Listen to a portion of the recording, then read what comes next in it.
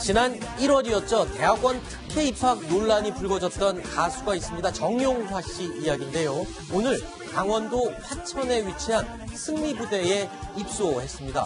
정용화 씨를 배웅하기 위해서 국내외 많은 팬들이 찾아왔지만 인사 없이 조용히 입소식을 치르러 들어갔습니다. 강인욱 팀장님. 자, 정용화 씨 어젯밤에 자기 SNS에다가 군대 간다고 조용히 한 줄 남기고 그리고 들어갔네요. 네, 어제 남긴 게 마지막 인사가 됐습니다. 네. 오늘 많은 취재진이 현장에 갔었는데요. 네.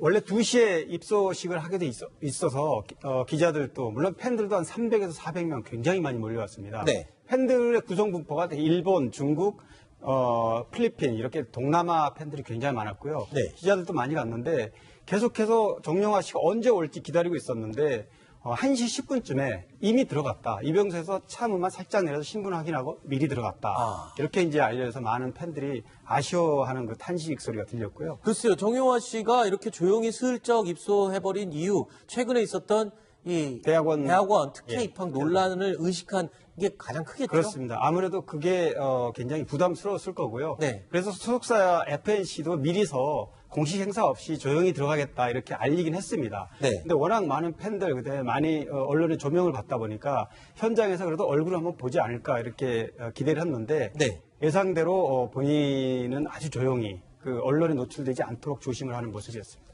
그 특혜 입학, 대학원 특혜 입학 논란에 대해서는 본인이 또 SNS에 팬들에게 다른 사람들 말 믿지 말라, 네. 자신을 믿어달라 이렇게 또 호소까지 했다면서요. 네, 맞습니다. 사실 정용화 씨 소속사 측하고 제가 만나서 얘기를 들어봤는데 네. 정용화 씨가 올해 1년간 공연이 해외 공연까지 다 잡혀 있습니다. 네. 음반도 다 잡혀 있고요. 그럼 군 입소하면 그런 공연이나 음반 판매 전부 다 취소되는 거죠. 그래서 그래요? 이제 원래 그래서 약간 아쉬워하는 부분은 그런 부분에 대해서도 병무청에 어느 정도가 얘기가 돼 있었는데 물론 이제 이 박사 그 과정이 불법으로 이제 판명이 났기 때문에 불법인 마당에야 입소를 할 수밖에 없고요.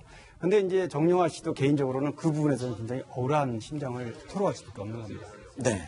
자, 일단 오늘 정용화 씨가 조용히 팬들을 등지고 입소한 이 부대, 승리부대.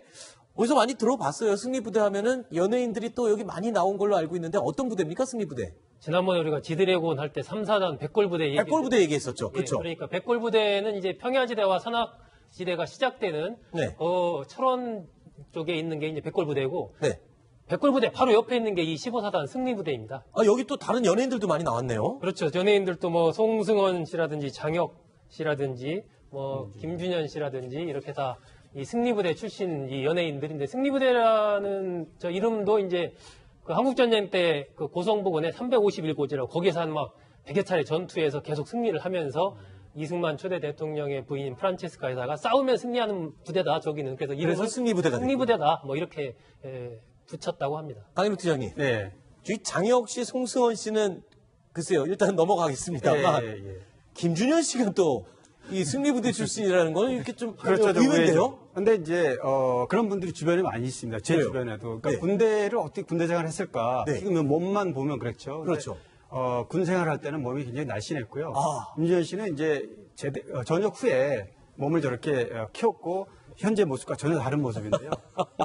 장혁 씨와 송승헌 씨 같은 경우도 사실은 우리가 뭐 다 알려진 얘기니까 제가 잠깐 얘기하면 14년 전에 병역 기피 문제로 굉장히 논란이 됐던 주인공입니다. 그때 사기체 신념이라고 해서 맞습니다. 문제가 됐었죠. 예. 배우 한재석 씨까지 세 사람이. 그런데 당시 자진 신고를 했고 자진 출두를 해서 이 문제가 이제 본인들의 잘못을 인정했기 때문에 군복무를 하는 걸로 매듭이 지어졌던 거죠. 네. 자, 일단은 정용화 씨 본인은 이제 좀 억울하다라는 입장을 팬들에게 남기고 군에 입대를 했습니다. 강원도의 승리부대로 입대를 했지만 오늘 이 교육부가요.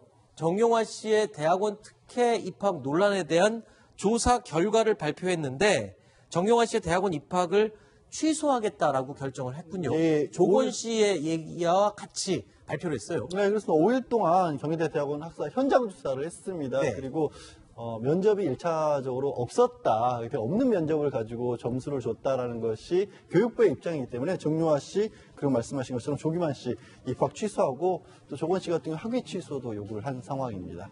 네. 아직 이제 공식은 뭐 공문이 내려오거나 한 건 아니고, 네. 뭐 당사자들은 여기에 대해서 정용화 씨 같은 경우 아까 받아들일 수 없다고 했기 때문에 공고가 내려진데 이의 신청이나 이런 뭐 구제 절차가 아직 남아 있긴 합니다. 네. 아니 근데 정용환 씨가 일단 해외 공연 같은 거는 군입대로 다 취소가 된다 치지만 네.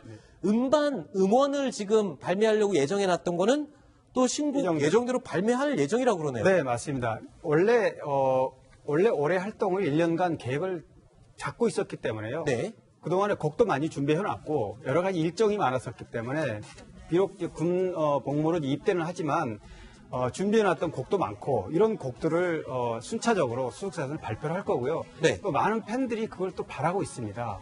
그래서 갑작스럽게 입대한 상황이 됐기 때문에 네.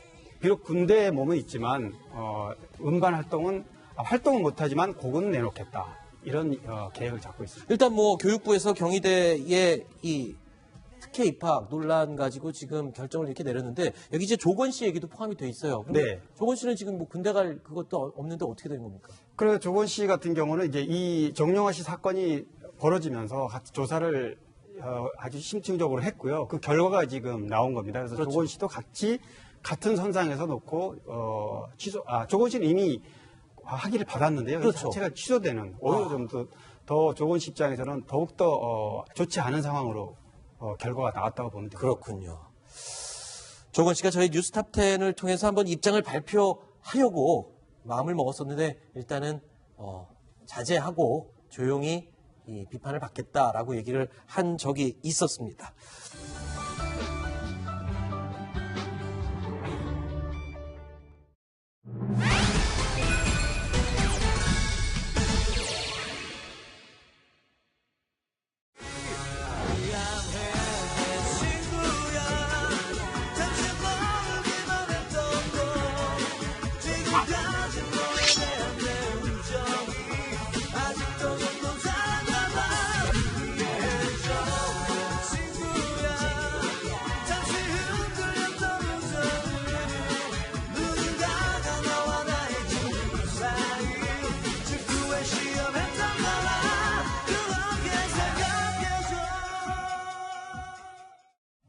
친구야, 내가 로또 2등에 당첨이 됐어. 5,200만 원 당첨금이야.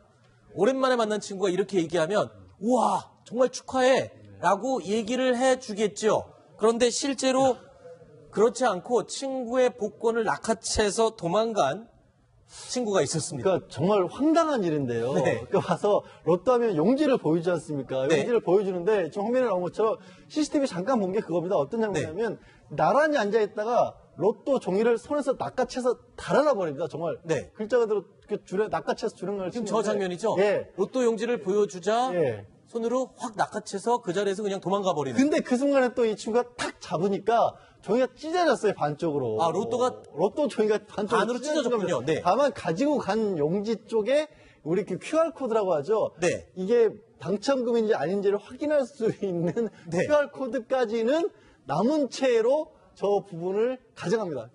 그쪽을 QR코드 쪽을 훔쳐서 달아나고 네. 나머지 반쪽은 이 원래 당첨된 친구가 가지고 있었습니다. 자, 그러니까 친구의 로또 복권을 낚아채는 순간에 로또가 2장으로 찢어졌고 마침 당첨금을 확인할 수 있는 QR코드가 있는 부분을 뺏어서 달아놨다.